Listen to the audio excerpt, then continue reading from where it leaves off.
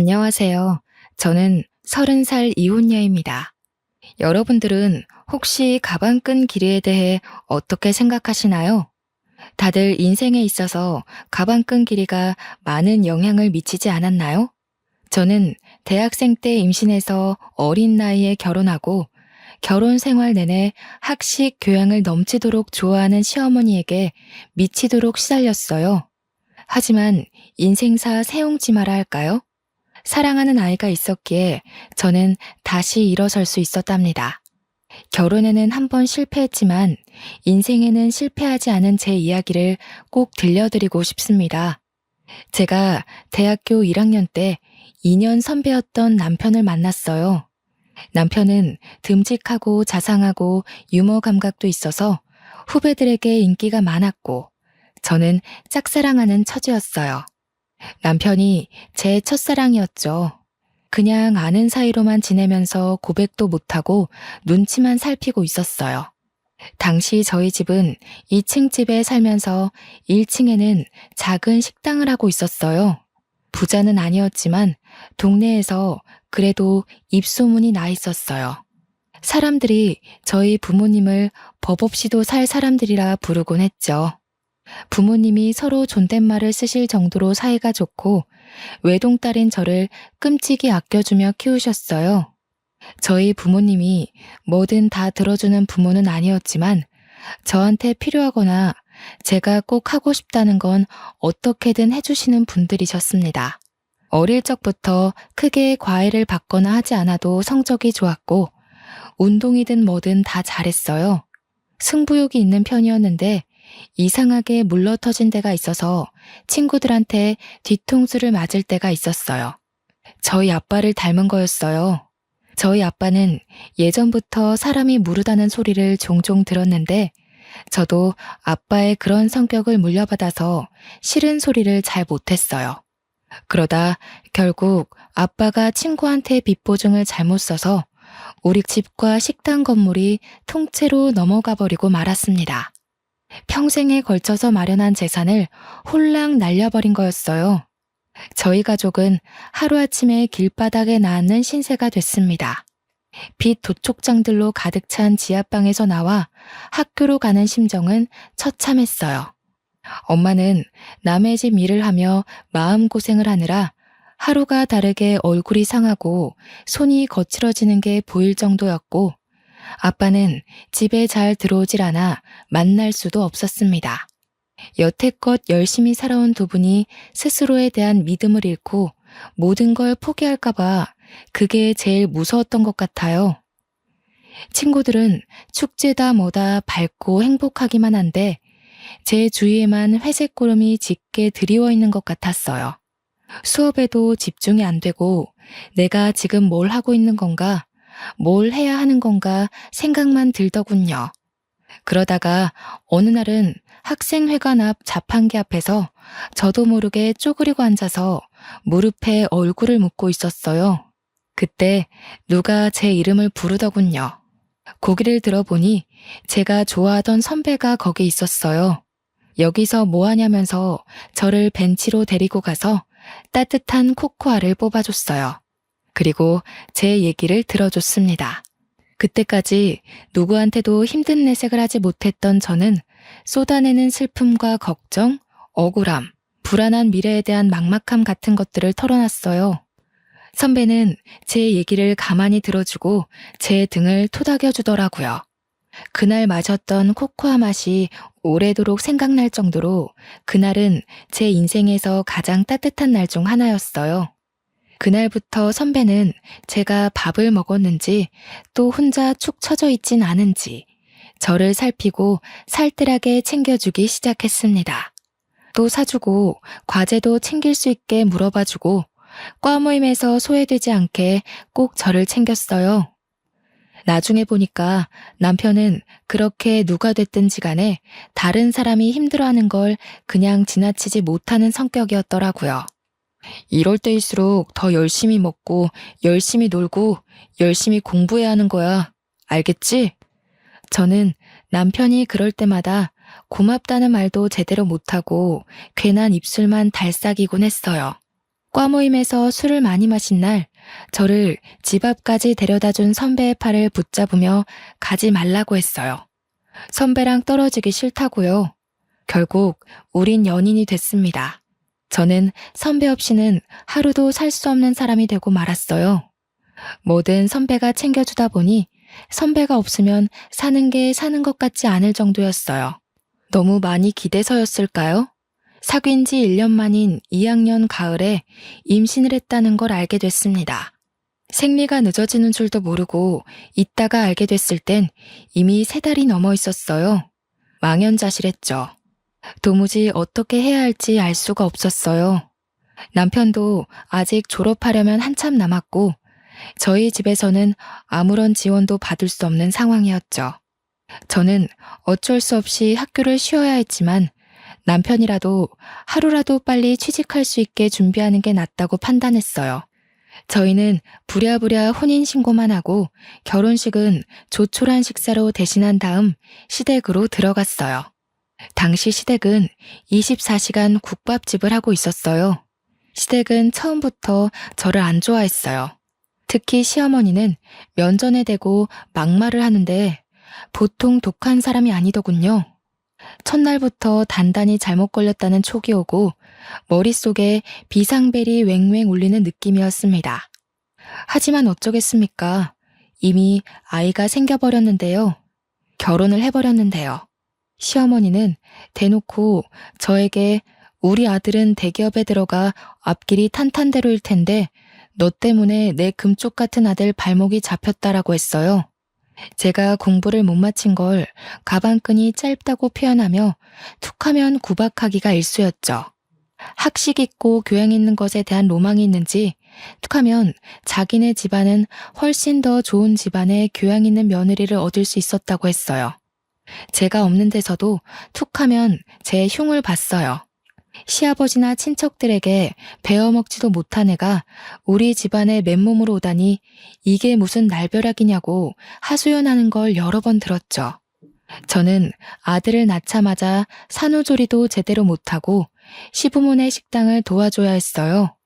식충 취급하는 소리가 벽을 뚫고 들어오는 것 같아서 도저히 가만히 있을 수가 없었죠. 피덩이 같은 아기를 업고 식당에서 밤늦게까지 일을 했어요. 집에 들어가면 또 집안일을 해야 했는데 너무 바쁘고 눈치가 보이니까 그게 너무하다는 생각도 못하고 살았어요. 시어머니는 제가 힘들어서 조금이라도 쉬려고 하면 네가 무슨 큰일을 한다고 힘들다고 야단이냐면서 야단법석을 떨며 면박을 줬어요. 집에 들어왔으면 시아버지 잠자리도 봐드리고 집안일을 챙겨야지. 어디 새파랗게 젊은 것이 집에 들어오자마자 방 안에 틀어박혀? 못 배워먹은 티 내는 거냐? 가방끈이 짧으면 노력이라도 하라고 했지? 어머니, 저 하루 종일 일하고 오늘 지훈이 아파서 병원에 뛰어갔다 왔잖아요. 저도 지금 열이 나고 몸에 기운이 하나도 없어요. 조금만 누워있다 할게요. 으이그, 그러게. 저렇게 복 없이 생긴 애들은 꼭 생긴 대로 논다니까. 그러게 저렇게 복 없는 애가 우리 아들 발목을 잡게 내버려뒀으니 원. 손주 새끼 봐서 참지. 애미라고 있는 게 없는 집에서 못 배워먹어 교양 없는 티를 팍팍 내니 애까지 닮을까봐 걱정이다. 걱정. 처음에는 시어머니에게 대들지는 못하고 남편에게 하소연했어요. 그런데 결혼 전에는 그렇게 저를 끔찍이 아껴주던 남편은 네가 시어머니에게 맞춰야 한다면서 하나도 힘이 되어주지 않았어요. 어머니는 왜 자꾸 나한테 가방끈이 짧다고 하시는 거야? 내가 무슨 가방끈이 짧아. 나 우리 학교도 수석으로 입학했고 내내 꽈탑 놓치지 않을 정도로 공부 잘했는데 나이 드신 분들이 다 그렇지 뭐. 그냥 하는 말씀이니까 너무 귀담아 듣지 마.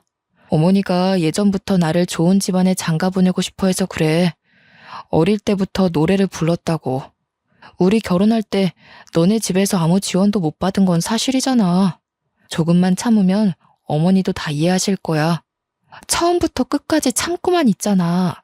언제까지 저렇게 막말하시는 걸 참아야 해? 우리 어머니 그렇게 나쁜 분 아니야. 두 아들 키우느라고 얼마나 애를 쓰셨는데. 네가 우리 집에 들어와서 그거 하나 이해 못해줘? 가진 거 없이 결혼한 우리 탓이라고 생각해야지 뭐. 애를 나 혼자 만든 건 아니고 내가 학교도 못 마치고 결혼한 게 내 탓만은 아니잖아. 아기 가지고 결혼한 게 무슨 죽을 죄 지은 것도 아닌데 어머니는 무슨 나를 죄인 취급하시려는 것 같아. 아, 그러니까 조금만 참아 보라니까. 예전에는 그렇게 따지는 성격 아니었잖아.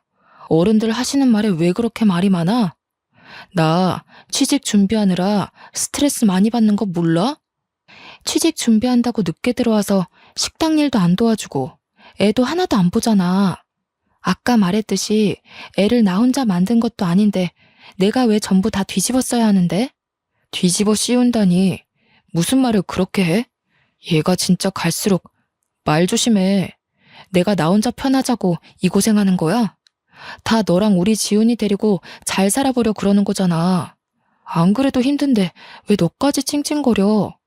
취업 준비 때문에 힘들어 죽겠는데 여기서 뭘 어떻게 하라는 거야?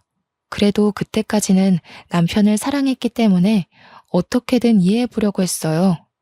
자기 어머니를 끔찍이 생각하는 효자라서 고생하는 어머니 심기를 거스르지 않으려 한다고 알아서 남편을 헤아려주고 노력했죠. 생각해보면 정말 바보 같은 짓이었어요. 나중에 알고 보니까 제 힘든 건 귓등으로 듣던 남편은 취업 스터디 모임에서 여기저기 온갖 오지랖을 부리고 있었더라고요. 힘든 애들 고민 상담해준답시고 돌아다니고 발벗고 뛰어다니며 해결사 노릇을 하고 있었죠. 저는 과 친구들과 연락이 다 끊겨서 몰랐다가 나중에야 그 사실을 알게 됐어요. 그래도 밖에서 이 사람 저 사람 비위 맞춰주고 다닌 보람이 있었는지 남편은 진짜로 대기업에 취직을 했어요. 제 동기들이 취직 준비를 하고 좋은 데 취직하는 동안 저는 뒤처지는 느낌을 받곤 했어요. 동기들이 좋은 데 놀러가서 찍은 사진을 SNS에 올린 걸 보면 어쩐지 마음 한구석이 휑해지는 느낌을 받곤 했죠. 점점 사회인으로서 제자리를 찾아가는 동기들에 비해 제 모습이 초라해서 동기들이 연락해도 잘 받지 못했어요. 그래도 아이 키우는 재미가 있었고 예쁜 아이가 있다는 것에 만족하려 했어요. 아이가 말을 하고 걷고 하루가 다르게 자라는 걸 보면 또 하루를 살아낼 힘이 생기곤 했습니다. 지금 생각하면 저는 어릴 때부터 커리어우먼이 꿈이었는데 왜 그런 소박한 현실에 만족하고 구박대기 노릇을 감내했는지 알 수가 없어요. 상황에 적응하는 것도 좋지만 자기 가치를 스스로 낮추는 행동을 하면 안 된다는 걸 지금은 깨닫게 됐습니다. 그러다 애가 3살이 되던 해에 남편 형이 뒤늦게 결혼한다고 신부감을 데려왔어요. 그 집은 큰아들을 어떻게든 판검사 만들려고 애를 써왔더군요. 사자 들어가는 걸 워낙 좋아하는 집이니까요. 아주버님은 사법고시 폐지되고 로스쿨 준비로 몇 년을 또 허송세월하다가 30이 훌쩍 넘겼죠.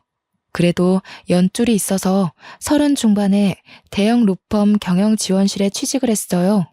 무슨 재주가 있었는지 결혼하겠다고 데려온 여자가 대학 교수라는 거였어요. 듣고 보니 교수는 아니고 어느 지방 대학 강사였죠. 그래도 젊은 여자가 박사 학위까지 있는 데다 대학에서 강의까지 한다니 교양 학식 좋아하는 시어머니 입이 다 찢어졌습니다. 며느리가 될 사람 직업뿐 아니라 집안도 금융정보회사를 소유하고 있는 엄청난 부자라고 그렇게 좋아하는 거였죠. 예비 형님이 강의한다는 대학이나 그 집안이 운영한다는 금융회사나 저는 들어본 적도 없는 데였지만 그게 무슨 상관이겠습니까? 그렇게 돈돈거리는 집안이니 아주버님이 그런 집안 여자랑 결혼하는 게 어떻게 보면 당연한 일이었죠. 그 집안은 처음부터 돈을 아주 물쓰듯 쓰더군요. 한 번은 형님이 그냥 우리 집에 다녀왔는데 시어머니가 지나가는 말로 김치 냉장고가 오래됐다고 한 적이 있어요. 그랬더니 다음 날로 새 김치 냉장고가 배달되는 게 아니겠어요? 부자는 다르긴 다르구나 하면서도 참 씁쓸하더라고요. 그놈의 돈이 뭔지. 시어머니는 대놓고 큰며느리만 보면 뭐가 필요하다, 뭘 새로 사야 한다고 늘어놓았어요. 그리고 큰 며느리의 씀씀이에 비교해 저를 더욱 가차없이 깎아내렸습니다. 역시 대학에서 강의하는 사람은 다르다니까. 우리 큰 며느리는 하고 다니는 것부터 말투까지 어쩜 저렇게 귀티가 나는지. 이번에 큰애가 바꿔준 소파가 이게 글쎄 이태리제 가죽이래요. 우리 큰아들이 판검사는 못됐어도 와이프 복은 있지 뭐냐. 내가 큰 며느리만 보면 콧노래가 절로 나온다니까. 어머니 얼굴이 요즘 활짝 피셨네요. 그에 비해 작은 아들은 에휴, 도대체 좋은 대학 보내서 좋은 데 취직시키면 뭐하냐? 저런 여자랑 사는데. 죽 써서 개 줬지 뭐. 너 이태리제 가죽 만져봤어? 네 형님 덕에 여기 앉아볼 수 있는 걸 행운으로 생각해라. 저는 거기 앉을 시간도 없어요. 큰애는 이렇게 집안에 도움이 되는데 너는 도대체가 집에서 하는 게 뭐냐? 시집 올 때 땡전 한 푼 없이 왔으면서 제대로 하는 것도 하나도 없고 가방끈이 짧아서 그런가 염치 없는 것도 집안 내력인지. 애 키우는 게 힘들잖아요. 동서도 열심히 하는데 너무 그러지 마세요. 애 키우는 게 무슨 유세 부릴 일이야? 지가 열심히 하는 게 뭐가 있어. 요리를 잘해? 그렇다고 돈을 잘 벌어와. 아니면 뭐 교양이 있어서 애를 영재로 키워? 그러면서 맨날 힘들다. 우리 때는 애 키우면서 밭도 갈고 집안 어른들까지 모셨어. 엄살 부리지 말라 이거야. 그게 다 가방끈 짧은 티를 내는 거라니까. 어머니, 제가 무슨 가방끈이 짧다 그러세요. 오빠랑 똑같은 대학에 제가 성적도 훨씬 더 잘 나왔는데. 성적 잘 나오면 뭐해? 네가 지금 그 잘난 성적 가지고 할 수 있는 게 뭐가 있어? 성적 잘 나와서 애를 잘 키워? 식당 일을 잘해서 장사가 잘 되게 해. 나가서 땡전 한 푼 벌어올 수 있어? 네 형님처럼 가서 대학생들을 가르칠 수 있어? 시어머니는 명절이나 집안 행사가 있을 때도 저한테만 일을 시켰어요. 큰 며느리는 학생들 가르치느라 바쁘니까 집에 와서는 쉬어야 한다면서요. 형님 네애가 집에 올 때마다 한우며 명품이며 비싼 선물을 잔뜩 들고 오니까 아예 손님 취급을 하더군요. 저를 집안의 일꾼, 노예 취급하는 거랑은 완전히 반대였습니다. 시어머니는 큰며느리가 명절에 해외여행을 간다고 해도 흔쾌히 보내줬어요. 해외여행 다녀오면서 명품 선물을 사왔기 때문에 오히려 여행 가는 걸 반겨하는 눈치였어요. 하루 종일 식당에서 일하면서 애까지 보느라 음식 냄새 배고 김치 국물 묻은 옷을 입고 다니는 제 모습에 비해 형님은 명품으로 휘감고 다녔죠. 시어머니는 그걸 또 비교해서 저를 깔아뭉갰습니다. 너는 네 형님 좀 보고 배워라. 저 스카프 좀 한번 봐. 하기는 저렇게 우아한 거는 아무나 소화할 수도 없지. 너는 어떻게 된 애가 나이가 5살 많은 큰애보다 늙어 보이고 후줄근해하냐? 에그 젊은 애가. 너도 거울 좀 보고 좀 꾸미고 다니고 그래라. 남들 보기 창피하지도 않니? 우리 형우가 밖에 나가서 너 때문에 창피하면 어쩌려고. 채통이라는 것도 모르니? 하기는 품이라는 걸 배워본 적이 없을 테니. 어머니, 제가 꾸밀 시간이 어디 있어요? 하루가 36시간이라도 모자란 사람이 저예요. 그리고 저번에 제가 5만 원짜리 윗돌이 하나 사왔다고 며칠 동안 뭐라고 그러셨잖아요. 옷도 못 사고 미용실 갈 시간조차 없는데 제가 무슨 재주로 꾸미고 다녀요. 저라고 뭐 안 꾸미고 싶어서 안 꾸미는 줄 아세요? 친구들 예쁘게 하고 좋은 데 놀러 가는 거 보면 저라고 안 부러운 줄 아세요? 저 말하는 꼬락서니 하고는 어디다 대고 버르장머리 없이 말대답이야? 한시라도 못 배운 티를 안 내면 곧불이 나지. 그럴 때마다 분통이 터져서 견딜 수가 없었고 마음 같아선 다 뒤집어 엎고 싶었지만 어린 아들에게 안 좋은 영향이 갈 것 같아 매번 끝까지 가지는 못했어요. 결혼할 때 아무것도 못 들고 온 내 죄다 하고 생각하려고 했죠. 지금 생각하면 제가 참 순진하고 바보 같았죠. 그저 좋게 생각하려고 애를 쓰니 상황이 점점 더 악화되는 거였어요. 이미 도를 넘어섰던 시어머니의 막말은 더 심해져서 아이한테까지 미쳤어요. 전부터도 툭하면 애가 지엄마 닮아서 못났다는 말을 하더니 애가 4살이 되면서부터는 대놓고 애한테 핀잔을 주더군요. 그리고 저한테는 저희 부모까지 들먹이기 시작했죠. 집안 꼴이 이게 뭐냐? 내가 식당 일 끝나면 집안일도 살펴야 한다고 했지. 애 장난감에 빨랫감에 설거지는 하나도 안 돼 있고 도대체 너는 제대로 하는 게 뭐야? 너희 엄마가 집안 살림 하는 법도 안 가르치던? 하기는 쥐뿔도 없는 집안이 가르치면 뭘 가르치겠어? 빌어먹는 법이나 안 가르쳤으면 다행이지. 빌어먹다니요? 무슨 말씀을 그렇게 하세요? 아무리 그러셔도. 아니다. 빌어먹는 법을 가르쳐서 애가 이렇게 됐는지도 모르지. 지혜미 애비한테 배운 게 있어야 뭐 하나라도 똑바로 하지. 없는 집 애가 가방끈까지 짧으니 설상가상이지 뭐야. 지 아들한테도 똑같이 가르칠까봐 겁난다. 겁나. 아니 어머니, 저희 엄마 아빠는 왜 건드리세요? 그렇게 말씀 함부로 하시면 저도 못 참아요. 저희 엄마 아빠가 얼마나 열심히 사시고 바른 분들이신데요. 저를 얼마나 귀하게 키우셨는데요. 귀하게 키워서 네가 그 모양 그 꼴이냐? 어떻게 키웠을지 뻔하지. 내가 너를 보면 너희 부모를 모르겠어? 내 눈은 못 속인다. 이 염치 없는 거사. 저희 엄마 아빠 주변에서 다 법 없이도 사실 분들이라고 하셨어요. 저희 엄마 아빠는 집안에서 함부로 큰 소리도 내지 않는 분들이세요. 어머니처럼 함부로 남의 험담하는 분들이 아니시라고요. 뭐야? 이 가방끈 짧은 년이 지금 나한테 뭐라고? 그러니까 내가 너를 보면 네 부모를 안다고 하는 거야. 어디 버르장머리 없이 시어머니한테 꼬박꼬박 말대답을 해? 네가 그렇게 못 배워먹은 티를 내니까 니네 아들이 배우잖아. 시어머니는 제 아들을 다른 사람들에게 자랑할 때는 우리 손주 하시면서 저한테 흉볼 때는 니네 아들이라고 부르면서 깎아내렸습니다. 어떨 때 보면 손주라고 생각하는 건지 원수의 자식이라고 생각하는 건지 헷갈릴 정도로 어린애한테 꼬투리를 잡고 흉을 보더군요. 한날은 애가 밥을 먹다가 옷에 음식이 떨어져서 얼룩이 좀 생겼어요. 그걸 본 시어머니가 쯧쯧거리면서 애한테 이러는 거였습니다. 에휴, 진짜 내가 저럴 줄 알았지. 지 엄마네 가족 닮아서 하는 짓이 어찌나 없어 보이는지.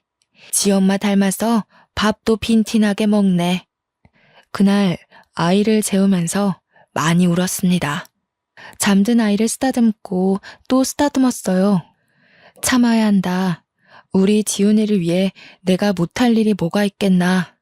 하지만 지금도 애가 자라면서 점점 눈치를 보는 게 눈에 보이는데 저런 할머니 곁에 있다가는 애를 망칠지도 모르겠다는 생각이 들더군요.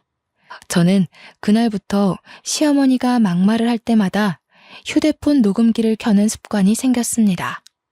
아이를 보호하기 위해 뭐라도 해야겠다는 생각에 지푸라기라도 잡는 심정으로 한 일이었죠.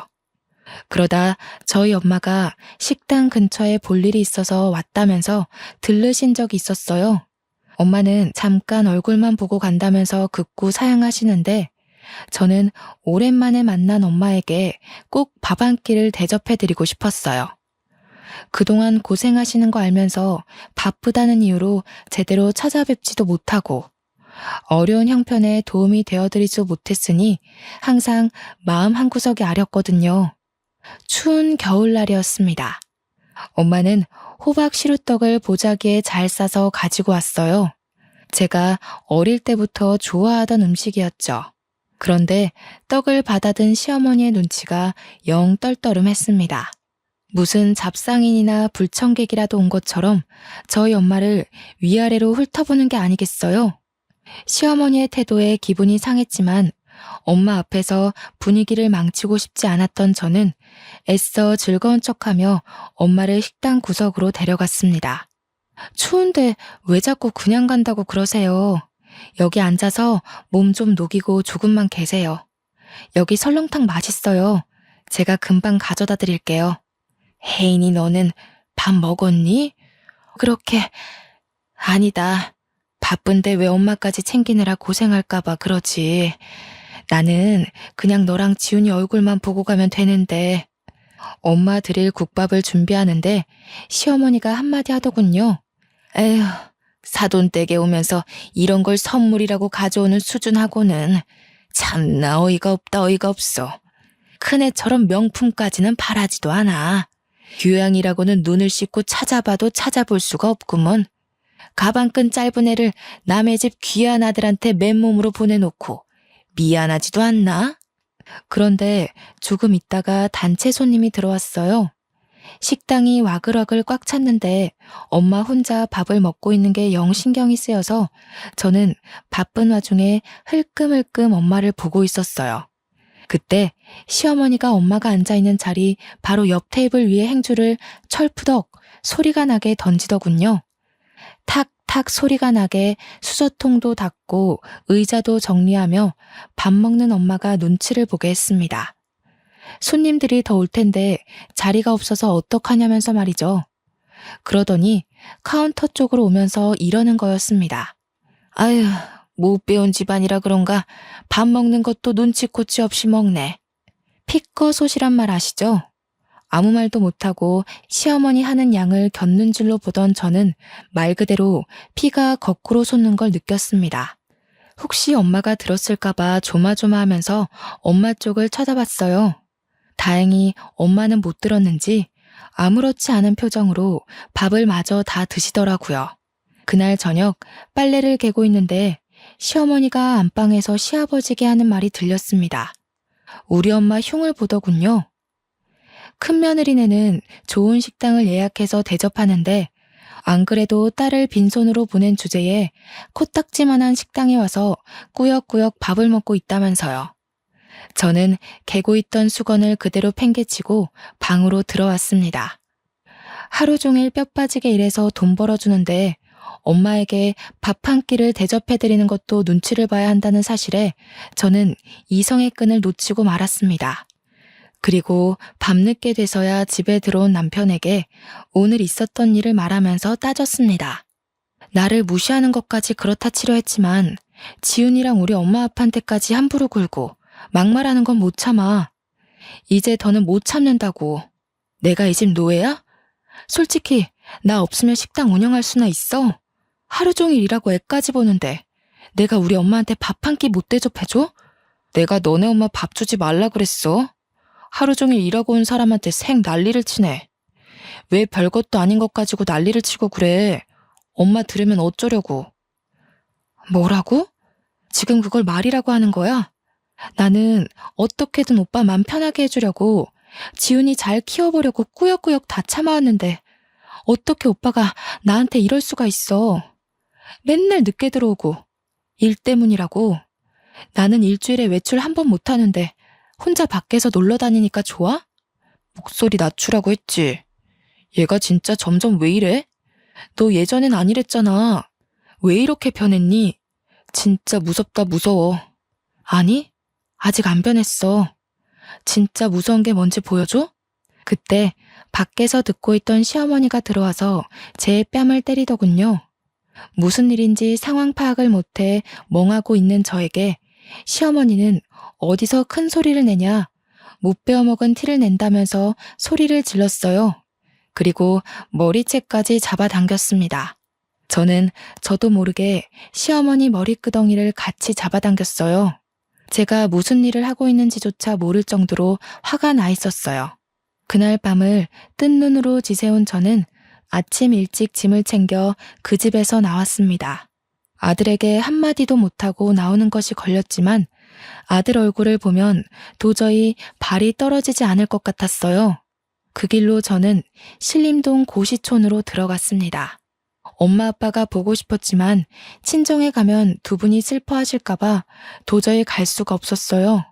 고시원을 얻어 짐을 풀고 대학 때부터 고민만 하다 제대로 시작하지 못한 행정고시 공부하기 시작했어요. 아이를 낳은 뒤에도 미련을 못 버리고 있었기에 일사천리로 준비해 공부에 돌입할 수 있었습니다. 남들은 학생 때부터 죽어라 해도 어려운 공부를 몇 년 공백 끝에 시작하는 건 결코 쉽지 않은 일이었어요. 하지만 분노로 눈이 돌아버린 상태였기에 오히려 다른 거에 신경 안 쓰고 공부에 집중이 잘 되더라고요. 그때가 저희 부모님이 어렵게 빚을 갚고 돈을 모아 신림동에서 작은 식당을 다시 열었을 때였어요. 식당이라고 하기도 뭐할 만큼 허름한 곳이었지만 두 분이 다시 힘내서 마련한 자리였죠.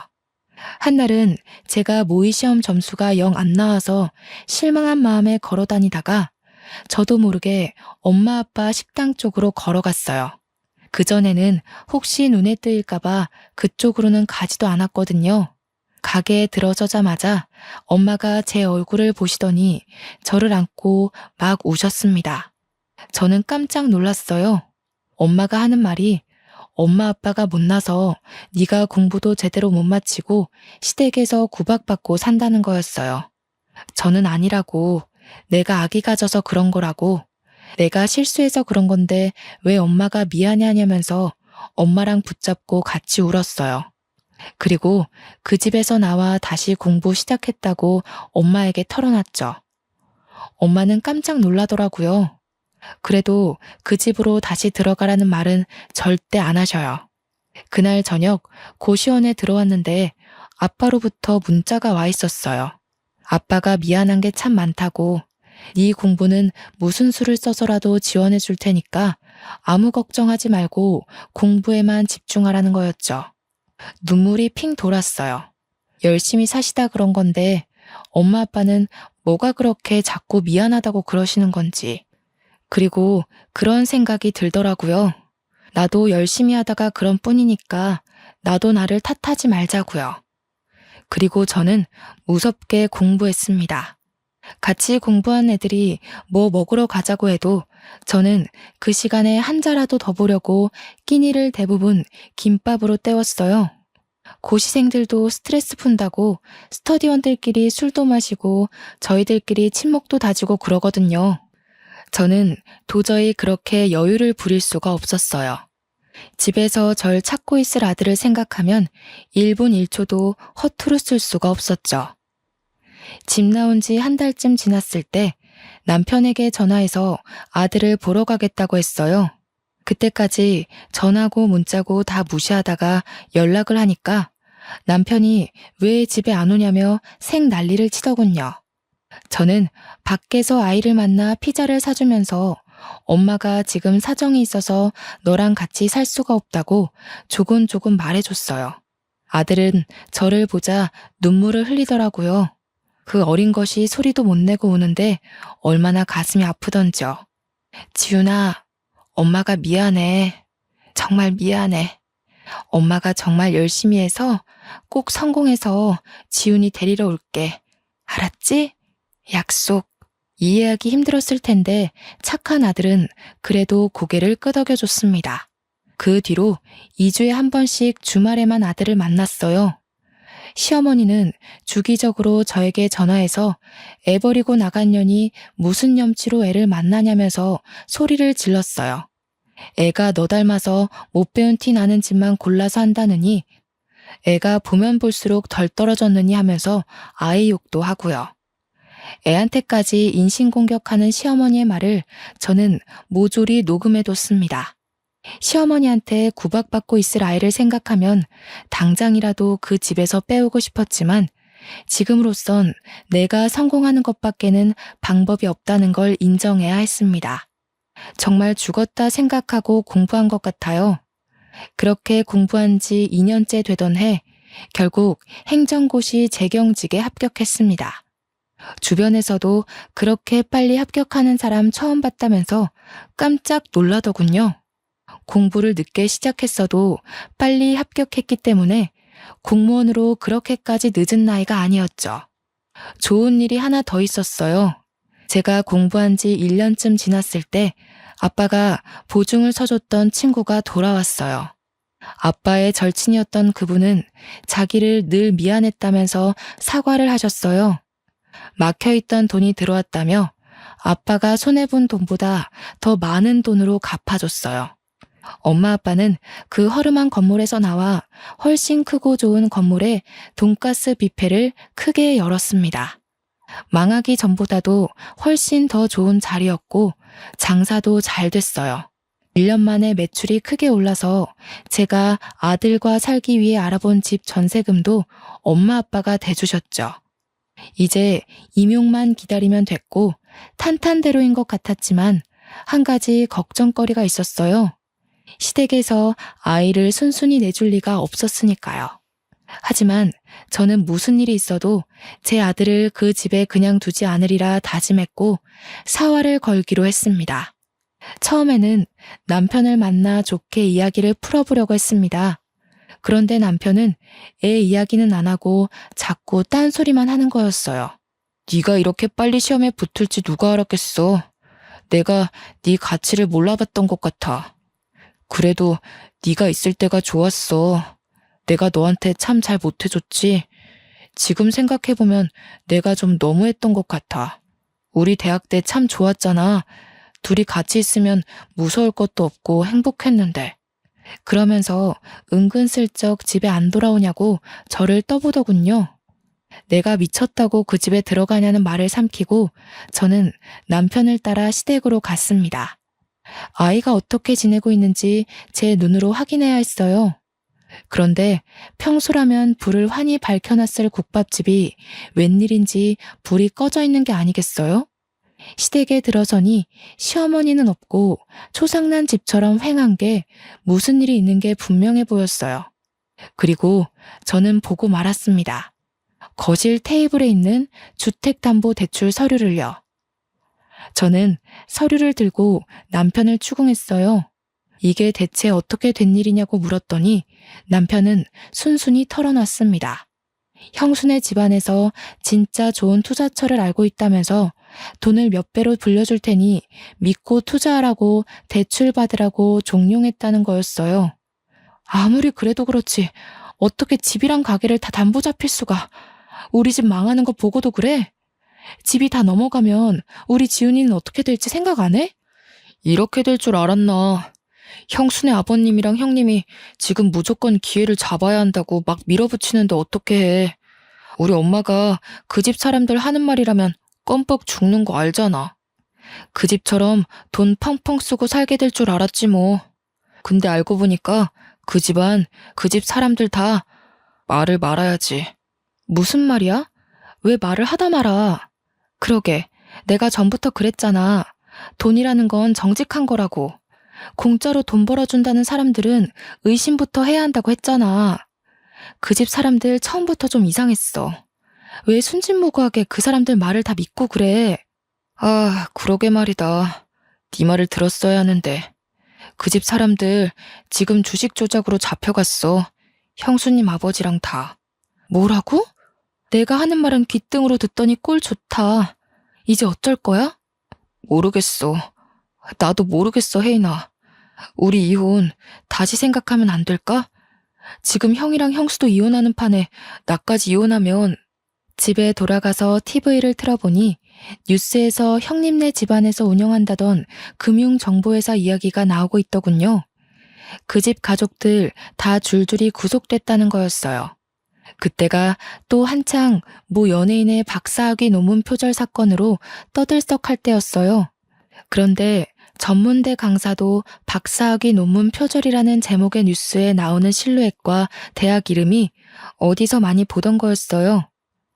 저는 형님이 강의한다던 학교 홈페이지에 들어가 봤습니다. 거기엔 디자인과 땡땡땡 강사 박사학위 취소건에 대해 사과드립니다. 라는 제목의 게시물이 맨 위에 올라와 있었죠. 형님의 박사학위 논문이 표절률 85%로 취소된 거였죠. 학위 논문뿐 아니라 석사 논문까지 표절한 거였더군요. 시댁이 그렇게 좋아하던 교양과 학식, 그리고 돈까지 모두 사기였던 것입니다. 저는 더욱이 빨리 아이를 데려와야 한다는 생각에 마음이 급해졌습니다. 얼마 뒤 소송 준비가 끝났을 때 시어머니가 저희 엄마 아빠 식당에 찾아왔습니다. 무슨 바람이 불었는지 사기꾼 며느리한테서 받은 명품 스카프를 두르고 와서는 가게를 구석구석 살피더군요. 제법이구만. 못 배운 집이 가게 좀 크게 내봤자지. 어디 밥이나 좀 내와봐라. 얼마나 잘하는지 보자.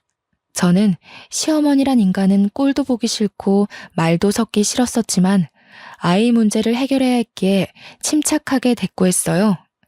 여기는 밥을 갖다 드리는 데가 아니라 직접 떠서 드시는 데예요. 조금 있다 올 테니 식사하고 계세요. 군뱅이도 구르는 재주가 있다더니 쟤까지 게 그래도 용 빼는 재주가 있었나 보지? 행정고시인지 뭔지 그거 합격하면 월급이 얼마나 되는지는 모르지만 말이다. 잘난 체 하지 말라 이거야. 애새끼 버리고 간 년이 잘 되면 얼마나 잘 되겠냐만. 내가 지훈이를 봐서라도 이제라도 용서를 빌면 용서해주마. 애한테는 그래도 엄마가 있어야지. 어머니한테 용서 빌릴 한 적 없어요. 이상한 소리 마시고 식사 안 하실 거면 나가세요. 저 말하는 꼬락서니 하고는 네가 그러니까 본데 없는 년이라는 거야. 니까짓게 시험 좀 붙었다고 근본이 달라지는 줄 알아? 좋은 말로 할 때 저는 시어머니 말을 무시하고 가버렸어요. 제가 변호사와 통화한 뒤 나가보니 홀이 난장판이 돼 있더군요. 시어머니가 밥을 안 떠준다면서 직원들에게 삿대질을 하고 머리채까지 잡은 거였어요. 정말 황당하기가 이를 데가 없었어요. 행패를 부리는 것도 정도가 있지. 시어머니는 그래도 분이 안 풀렸는지 고래고래 소리를 지르고 있었어요. 손님들은 물론 주방 직원들까지 나와서 미친 여자가 하는 꼴을 구경하고 있었죠. 아니, 어디서 서빙이나 하는 것들이. 밥을 가져오라면 가져올 것이지. 내가 너같이 천한 것들한테까지 무시당할 줄 알아? 당장 무릎 꿇고 사과해. 사과 안 해? 저는 주방으로 들어가 양동이에 물을 받아가지고 나왔습니다. 그때까지도 소리를 지르고 있는 시어머니에게 다가가 물을 냅다 뿌려버렸어요. 시어머니는 물에 빠진 생쥐꼴이 되어서도 악을 바락바락 쓰는데 진짜 악귀가 따로 없더군요. 가방끈 짧은 년이 내 아들한테 들러붙을 때부터 알아봤어야 했어. 우리 집안 말아먹은 것까지 모자라서 나를 무시해? 어휴 분해. 내가 오늘 이 집안 아장 내버리지 그냥 갈 줄 알아? 교양 그렇게 좋아하시더니 사기꾼 집안한테 당하고도 아직도 정신 못 차리셨어요? 어디서 뺨 맞고 여기 와서 화풀이세요. 사과는 어머니가 저희 직원들한테 하셔야죠. 진짜 교양 없이 왜 이러세요? 그리고 제가 여태 알면서도 가만히 있었는데 가방끈 짧은 건 어머니 아니에요? 중학교 때 퇴학당해서 초졸이시라면서요. 학벌 콤플렉스 때문에 교양 하시는 걸 알겠는데 사기꾼은 조심하셔야죠. 뭐야? 인연이 시어머니가 저한테 달려들어 머리채를 잡으려 할 때 저희 아빠가 중간에 끼어 시어머니를 밀쳐버렸어요. 이 여자가 진짜 미쳤나? 남의 집 귀한 딸한테 감히 뭐가 어쩌고 어째? 어디서 무식하게 남의 집 영업장에서 소리를 지르고 남의 귀한 식구들한테 행패를 부려? 우리는 직원들도 다 우리 식구들이야. 이러고도 무사할 줄 알아? 당장 꺼져. 꺼지지 못해? 영업방해로 손해본 거 다 청구할 줄 알아. 그리고는 경찰이 와서 시어머니를 끌어냈습니다. 저는 더 이상 시댁 식구들과 말로 해결하려 해서는 안 된다는 걸 깨달았어요. 바로 이혼 소송에 돌입했습니다. 얼마 뒤 대학 때 가장 친했던 과 동기에게 연락이 왔어요. 친구는 졸업 직후 유학을 갔다가 돌아와서 저에게 연락한 거였어요. 친구가 하는 말은 충격적이었습니다. 친구네 사촌 오빠가 제 남편과 같은 회사에 다녀서 들었는데 남편이 같은 부서 유부녀와 정분이 나서 회사에서 쫓겨났다는 거였어요. 그 여자 남편이 회사에 찾아와서 난동을 부리는 바람에 임원 회의까지 소집되고 결국 회사에서 권고사직 시키기로 했다는 거였습니다. 들어보니 남편은 또 고민 상담 해준답시고 그 여자와 가까워졌다는군요. 이렇게 오지랖을 넓게 쓰더니 결국 제 발등을 찍은 거였죠. 이제는 화도 안 나더라고요. 솔직히 속이 시원했습니다. 시어머니가 저를 그렇게 괴롭히고 하대해도 강 건너 불구경이더니 꼴 좋다는 생각만 들고요. 그 뒤로 어떻게 됐냐고요? 시간이 걸리기는 했지만 소송을 통해 양육권을 가져왔습니다. 남편이 직업이 없는 데다 시어머니가 애를 정서적으로 학대한 정황이 명확했기 때문에 어렵지 않게 양육권을 가져올 수 있었어요. 그 인간이 빈털털이라 양육비는 얼마 못 받았지만 제가 그 집 식당에서 하루 종일 일하며 재산 증식에 도움 준 것이 인정돼 위자료도 1억 가까이 받게 됐어요. 시댁이 돈을 잃은 건 제 탓이 아니니까요. 시댁 식구들은 남편은 물론 시아버지까지 저에게 전화해서 회유도 하고 화도 내며 돌아오라고 매달렸습니다. 제가 미쳤습니까? 콧방귀도 끼지 않았죠. 고생 끝에 낙이 온다는 게 이런 걸까요? 이제는 아들과 함께 알콩달콩 행복할 일만 남은 것 같습니다. 사랑이라 생각했던 게 저를 배신했고 결혼 생활은 저를 밑바닥으로 끌어내렸지만 저는 힘든 시간들을 통해 깨달음이라는 훨씬 더 큰 선물을 받았거든요. 지금까지 제 이야기를 들어주셔서 감사합니다. 마지막으로 여러분도 인생에 시련이 온다면 거기가 끝이라 생각하지 마시고 한 번 더 도전하셨으면 좋겠다는 말을 꼭 하고 싶어요. 시련이지 실패가 아니라는 말도 있잖아요. 추운 날씨에 감기 조심하시고 우리 인생 파이팅입니다.